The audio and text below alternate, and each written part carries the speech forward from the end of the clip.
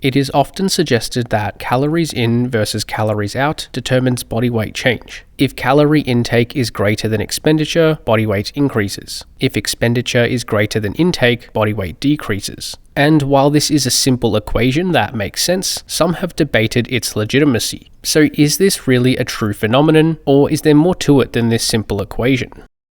Well, from a fundamental energetics perspective, this is a true statement. Body weight, or at least tissue weight, holds energetic value. And our tissues are live and functioning, which requires energy to maintain their mass. Since energy cannot be created from scratch, it needs to be obtained from somewhere, which comes from the food and drinks we ingest each day. As the first law of thermodynamics suggests, energy cannot be created or destroyed, only transformed from one form to another. However, if we don't have enough energy coming in from our diet, the energy required to fuel our tissue functions must come from somewhere else. And this place is from our own tissues, usually preferencing stored glycogen and body fat as the preferred fuel sources. So if energy intake isn't sufficient to fuel our tissue needs, we will lose tissue mass, which will result in body weight loss if consistently done for an extended period of time. In other words, our body starts to use itself for fuel if we don't eat enough. And oppositely, if we consume more energy than is required, this gets stored for later use, generally in the forms of glycogen and body fat.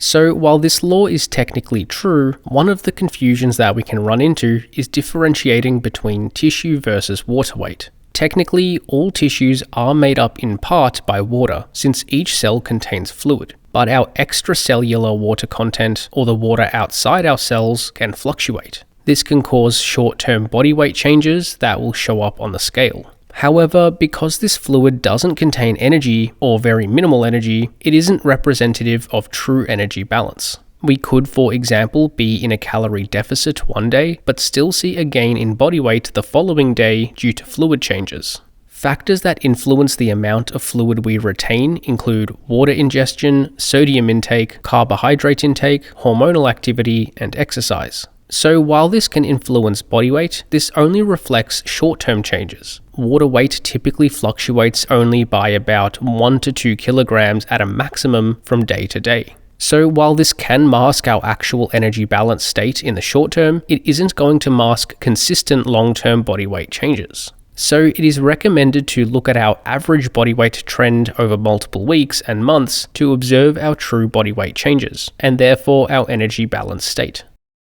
So while the overall balance between energy intake and expenditure will determine body weight change over time, the specifics of energy intake and expenditure are quite complex. In terms of calorie intake, it is mostly just the amount of calories that we ingest that influences energy intake. However, there is a little nuance to this, where the amount of energy we take in isn't 100% equal to what we would calculate based on the energy content of the food we eat. This is mostly a result of the amount of energy we absorb from the food we ingest. The total calories in the food we eat aren't absorbed entirely through digestion. Rather, there is a percentage of this food that simply passes through our digestive tract without having its nutrients and energy uptaken and utilized. In general, around 90 to 97% of energy in the diet is absorbed, with the rest being excreted when we go to the bathroom. For example, if we ate a total of 2,500 calories in a day, we would typically absorb and utilize around 23 to 2,400 of those calories, with around 1 to 200 unable to be extracted by the human digestive system.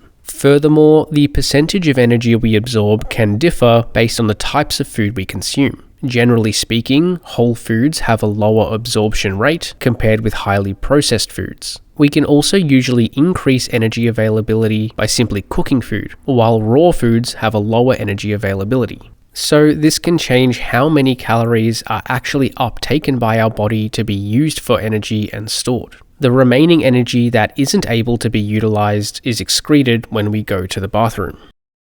The other factor that influences energy intake is the thermic effect of food. When we eat, it requires energy to digest, absorb, and store the nutrients from the food. So our metabolic rate increases temporarily to perform these processes, meaning that a percentage of the calories ingested are burned in order to uptake the calories of the meal. The amount of energy required to do this is based on a couple of factors. First is the macronutrient composition of the meal. Protein has the greatest thermic effect, thought to burn around 20 to 30% of its calorie value to digest. Carbohydrates have a lower thermic effect, thought to require around 5 to 10% of its energy to digest. And fats have the lowest thermic effect, thought to require around 0 to 3% of its energy to digest. So a diet higher in protein will require more calories to digest than a diet higher in fat, even if total calorie content of the diet is the same.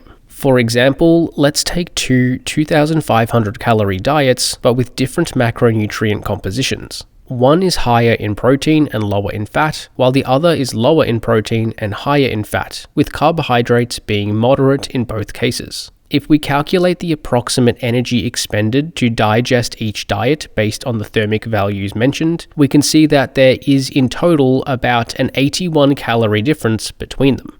And similar to energy absorption rates, whole versus processed foods can impact its thermic effect. Highly processed foods seem to have a lower thermic effect compared with whole foods. This is likely because much of the processing has already been done for these foods, so the digestive system doesn't need to work as hard to extract the nutrients. Whereas whole foods are in their original state, so more work is required by the digestive system to process the foods itself and extract the nutrients. For example, this study compared resting energy expenditures after consuming less versus more processed foods. 17 healthy men and women consumed 2 cheese sandwiches made from either multigrain bread and cheddar cheese, being the less processed version, and white bread with processed cheese, being the more processed version. It was found that in the following 6 hours after consuming these meals, resting metabolic rate increased to a larger extent above baseline after consuming the whole foods versus the processed foods. The total difference in expenditure across the entire 6-hour period was around 64 calories.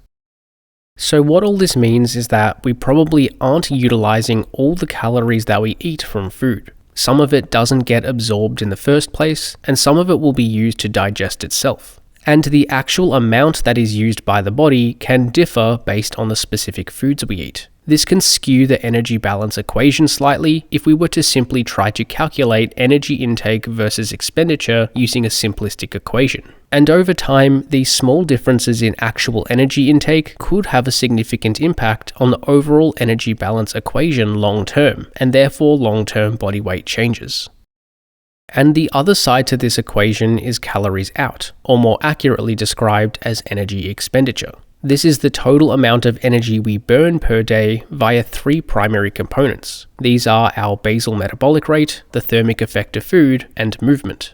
Basal metabolic rate is essentially the amount of energy we require to maintain essential biological functions. This includes things like breathing, our heart beating, hormone regulation, reproductive functions, immune function, and so on. We can think of basal metabolic rate as the amount of energy we would burn if we were to simply lay down in bed without moving at all for 24 hours. This is typically the largest component of energy expenditure, with most figures estimating it to contribute around 60 to 75% of total daily expenditure. Basal metabolic rate is mostly based on our total body weight, and also to some extent by our body composition. Heavier individuals typically expend more absolute energy per day because they have more total tissue to support the energy needs for. And those with more lean mass as a proportion of their body weight will typically expend a little more energy via basal metabolic rate compared with someone at the same body weight that has less lean mass. The second component of energy expenditure is the thermic effect of food. This is a temporary increase in our basal metabolic rate that occurs during and after eating. We see a temporary increase in energy expenditure to consume, digest, and store the food we eat. This is mostly based on the total amount of food consumed. When consuming more total calories, the energy we burn via the thermic effect of food will generally be greater. Although the type of food we eat can also influence their thermic effect too. As discussed, a higher protein, less processed diet will generally require more energy to process compared with a higher fat and more processed diet. Most estimates suggest the thermic effect of food contributes around 10% to total daily energy expenditure in most cases. But as mentioned, this could be a little more or less depending on how much and what types of food we eat.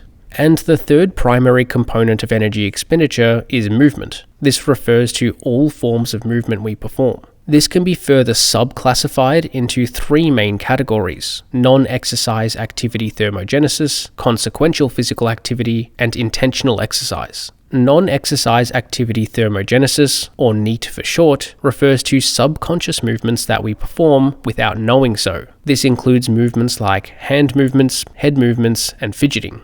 Consequential physical activity refers to movements that occur as part of daily living, but not exercise that is intentional. Some examples include walking around the supermarket to buy groceries, or manual labor as part of an occupation. And intentional exercise is movement as part of specific exercise sessions. Some examples include going for a run or doing a weight training workout. Collectively, it is estimated that movement contributes around 15 to 30% for the average person depending on activity levels. This is also subject to the largest variation between people, where highly active individuals can burn significantly more energy via movement compared with sedentary individuals. The other factor that comes into play regarding energy expenditure is exercise energy compensation. This is the idea that doing more exercise doesn't have a linear increase in total energy expenditure. Rather, it has been hypothesized that increasing physical activity levels can cause a downregulation from other components, resulting in less total daily expenditure than would be predicted with an additive model. However, at this stage, it isn't entirely clear if this occurs at all, to what extent, or which components are downregulated. In terms of where the compensation may come from, it has been hypothesized that when we perform more exercise, we may move less for the rest of the day. For example, after hard exercise, we may sit on the couch for longer and may even reduce subconscious movements like fidgeting. It has also been hypothesized that our metabolic rate may decrease as a means to conserve energy. The best figure we can gather for now comes from this paper, which looked at an energy expenditure database of over 1,700 people living normal lives. This study found that humans on average tend to experience around a 28% energy compensation from physical activity. In other words, only around 72% of the calories we burn during exercise actually translate to additional calories burned that day. So at this stage, there are a few things we can say with confidence and other things that aren't entirely clear. What is quite clear is that doing more physical activity will likely increase total daily energy expenditure. It also seems that there is some form of energy compensation that occurs in some scenarios. In other words, we may not expend as much total daily energy as we would expect based on our activity levels. What isn't entirely known at this stage is in what scenarios this occurs and to what magnitude this may occur.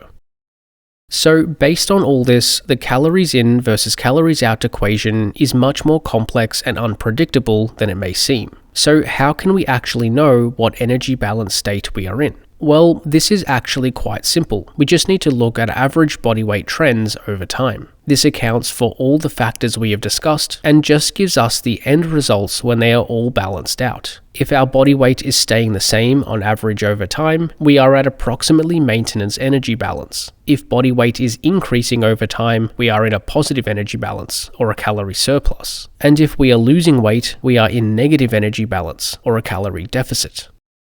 So in summary, does calories in versus calories out actually determine body weight change? From a pure energetics perspective, the answer is yes. Although there are a few ways in which it might not seem like this is entirely the case, since this equation is much more complex than it seems. First is that energy balance determines long-term changes in tissue mass. In the short term, we can experience small fluctuations in body weight on the scale due to changes in fluid retention. From day to day, this can mask the changes in weight that we would expect from our actual energy balance. Furthermore, the energy intake side of the equation isn't quite as straightforward as it may seem. we can experience slightly different degrees of energy absorption depending on the types of food we eat. And some foods also have a higher thermic effect to consume than others, meaning that we burn more or less energy just to digest and utilize certain nutrients. And while these differences aren't usually going to be major in most cases, it is certainly possible for there to be a 100 calorie or so difference between those consuming vastly different diets.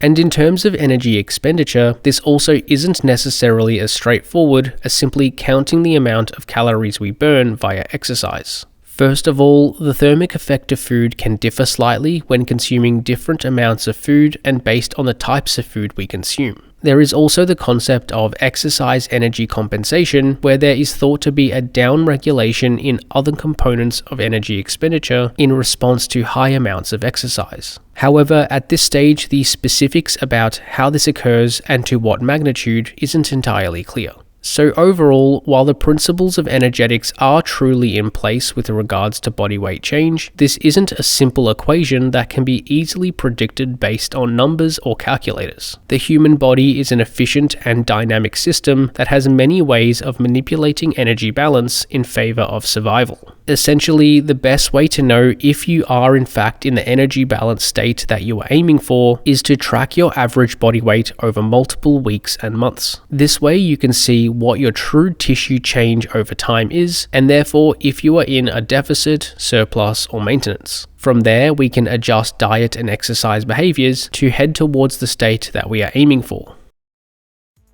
Thanks for watching, and hopefully you got something out of this video. Check out flowhighperformance.com for online coaching, training templates, ebooks, and more.